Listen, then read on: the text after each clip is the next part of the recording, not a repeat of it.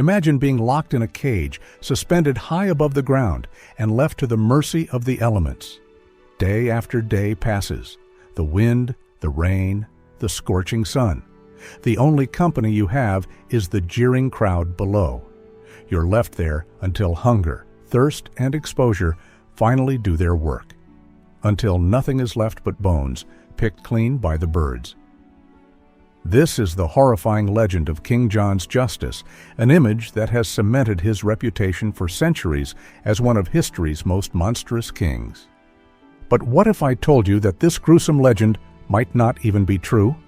And what if the documented, factual reality of how King John of England dealt with his enemies is somehow even worse? The story of King John isn't just a fairy tale about a cartoon villain from the Robin Hood legends. It's a dark and complex saga of a man whose paranoia, treachery, and unimaginable cruelty plunged an entire kingdom into chaos.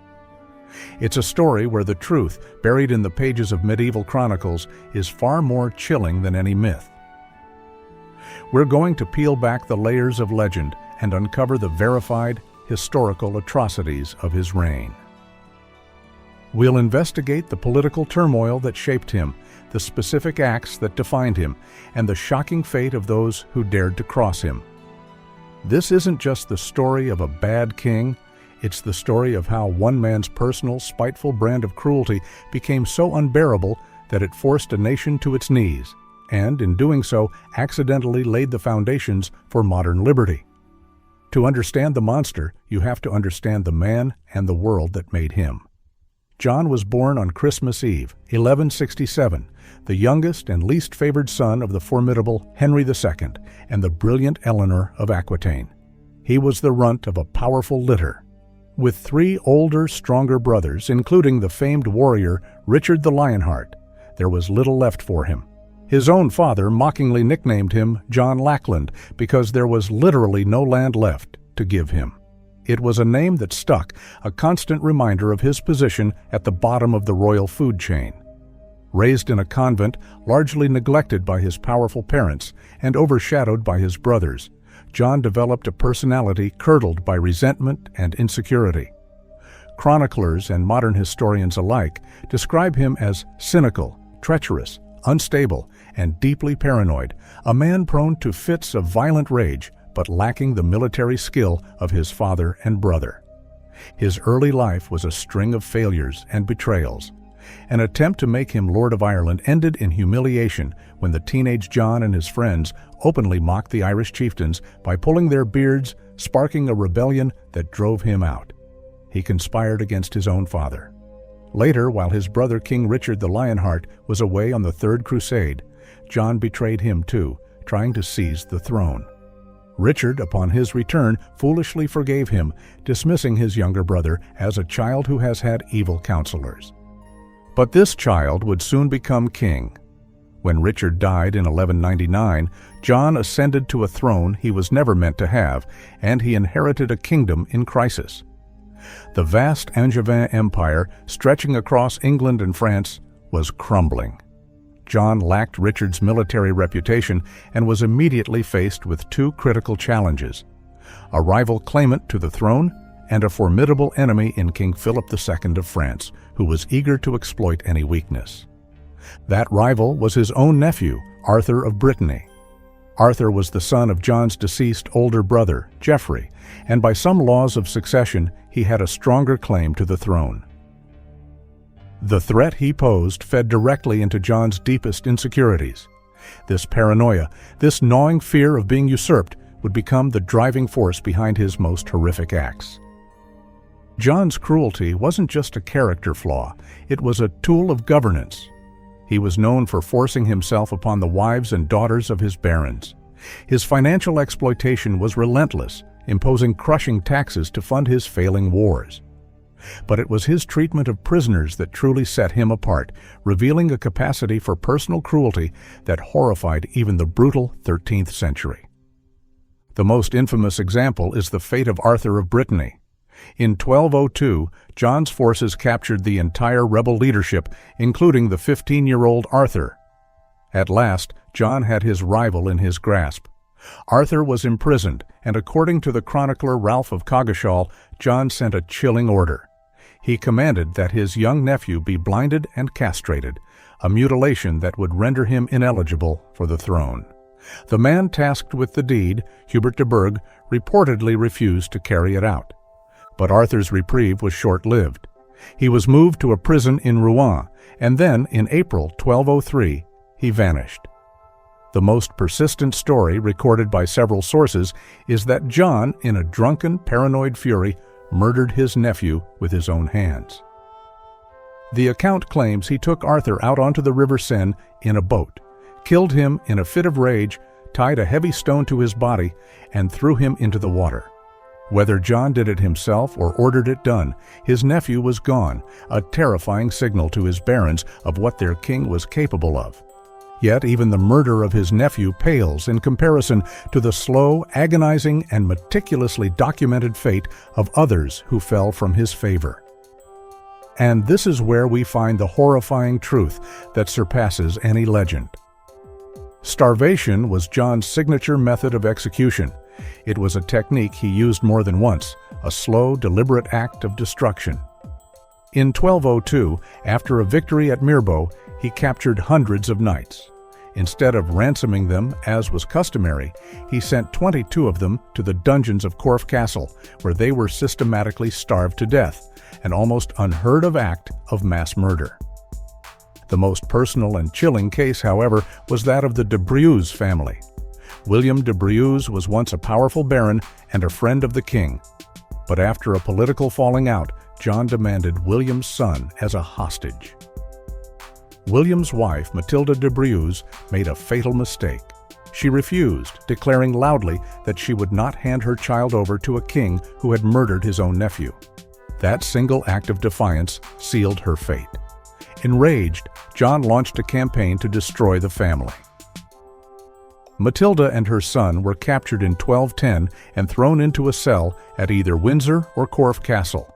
There, by the king's direct order, they were left to starve.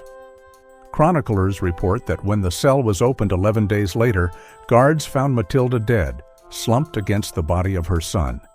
In her final agony, she had apparently gnawed at his cheek. This wasn't a legend. This was a documented act of personal vengeance so monstrous it sent a wave of terror through the English nobility. They saw in Matilda's fate a warning.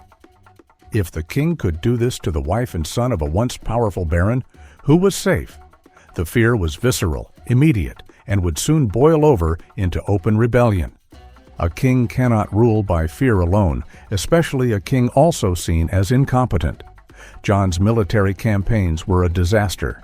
His nickname, Soft Sword, given for his military failures and tendency to retreat, was a mark of national shame. He had lost Normandy, the ancestral home of the English kings, a blow to both royal prestige and the financial interests of his barons. He had also engaged in a bitter dispute with the Pope, which resulted in England being placed under an interdict for 6 years, meaning no church services and no Christian burials, and John himself being excommunicated. His tyranny, once aimed at specific enemies, had become widespread. He imposed arbitrary fines, seized property on a whim, and imprisoned people without trial. The justice system was little more than a tool for royal extortion. For the barons of England, this was an existential threat. The murder of Arthur, the starvation of the knights at Corfe, and the horrifying end of Matilda de Briouze were the terrifying cornerstones of his policy.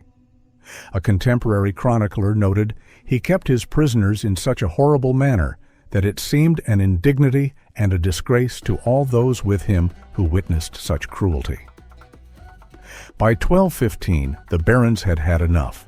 Led by figures like Robert Fitzwalter, they renounced their oaths to the king and marched on London, forcing John to the negotiating table.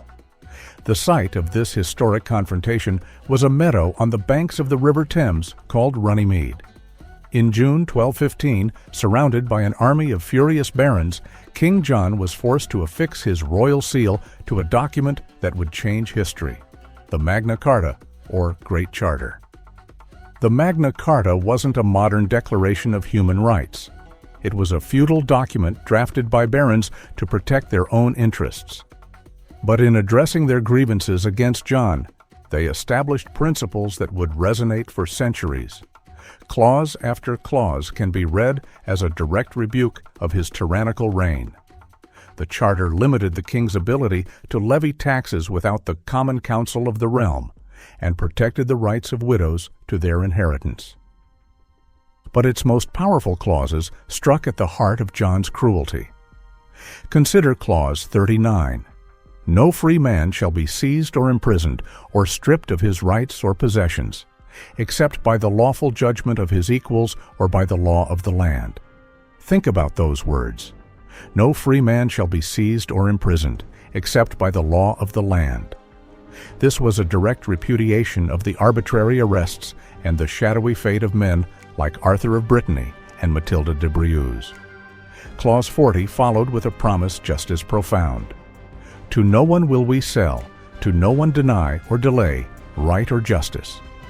This was the answer to a king who had used the courts as his personal weapon. By sealing this document, John was, for the first time in English history, acknowledging that the king was not above the law. It was a revolutionary concept, born from the desperate need to constrain a monarch who had proven himself utterly without restraint. He was a king so terrible, he forced his subjects to invent constitutional checks on power simply to survive his reign. Of course, a man like John was never going to honor such a document. True to his treacherous nature, he immediately wrote to his powerful ally, Pope Innocent III, who declared the charter null and void. The peace shattered. England was plunged back into the First Barons' War. The rebel barons took an even more drastic step. They offered the English crown to Prince Louis of France, who landed with an army in May 1216. John was now fighting not just his own people, but a foreign invasion. The final months of John's life were a desperate scramble across a kingdom that despised him. In October 1216 came the final humiliating blow. While trying to cross the Wash, a treacherous tidal estuary, John sent his baggage train across the flats. He misjudged the tide. The incoming water created quicksands and whirlpools, swallowing the entire convoy. Lost to the churning mud was John's entire treasury, including, according to chroniclers, the crown jewels of England. They have never been found. Stripped of his treasure, John fell ill with dysentery. He stumbled to Corfe Castle, where he died on the night of October 18, 1216. There was no final battle, no noble last stand. He died in a bleak castle room, abandoned by attendants who reportedly looted his chambers as he lay dying. A violent thunderstorm raged outside, which many believed was the sound of the gates of hell opening to receive his soul. John's death was perhaps the best thing that could have happened for England. With the tyrant gone, the barons quickly deserted the French prince and rallied around John's 9-year-old son, the new King Henry III.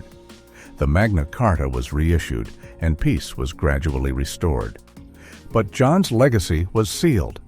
He would go down in history as Bad King John, a reputation cemented by chroniclers like Matthew Paris, who famously wrote that hell itself is made foul by the presence of John.